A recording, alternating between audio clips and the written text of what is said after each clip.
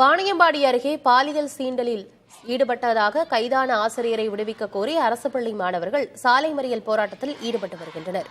தகவல்களோடு செய்தியாளர் இமானுவேல் இணைந்திருக்கிறார். என்ன விவரம் இமானுவேல்?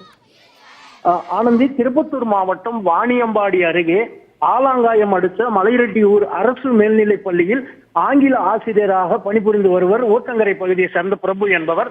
இவர் கடந்த 21ஆம் தேதி மாணவர்களுக்கு நடைபெற்ற கணினி தேர்வின் பொழுது அவர் 6 மாணவிகள் 7ஆம் வகுப்பை சேர்ந்த 6 மாணவிகளுக்கு பாலியல் சீண்டல் செய்ததாக மாணவிகள் சைல்டு ஹெல்ப்லைன் என சொல்லக்கூடிய 1098 என்ற எண்ணிற்கு புகார் அளித்துள்ளனர்.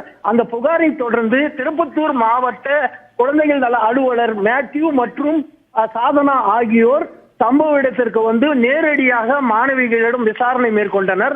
விசாரணை மேற்கொண்ட மாணவிகள் எழுத்துப்பூர்வமாக ஆசிரியர் தொடர்ந்து பாலியல் சீண்டல் செய்ததாக புகார் தெரிவித்தனர். அதன் பேரில் அவர்கள் வாணியம்பாடி அனைத்து மகளிர் காவல் நிலையத்தில் புகார் அளித்தனர். அதைத் தொடர்ந்து 25ஆம் தேதி ஆங்கில ஆசிரியரான பிரபுவை காவல்துறையினர் கைது செய்து சிறையில் அடைத்தனர்.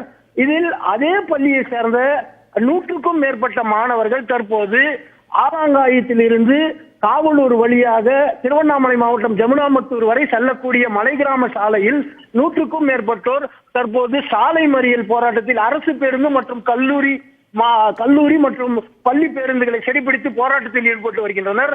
அவர்கள் ஆசிரியர் எந்த ஒரு தப்பும் செய்யாததால் அவரை உடனடியாக விடுவிக்க கோரி சாலை மறியல் போராட்டத்தில் ஈடுபட்டு வருகிறார். ஆனந்தி, தகவல்களுக்கு நன்றி இமானுவேல்.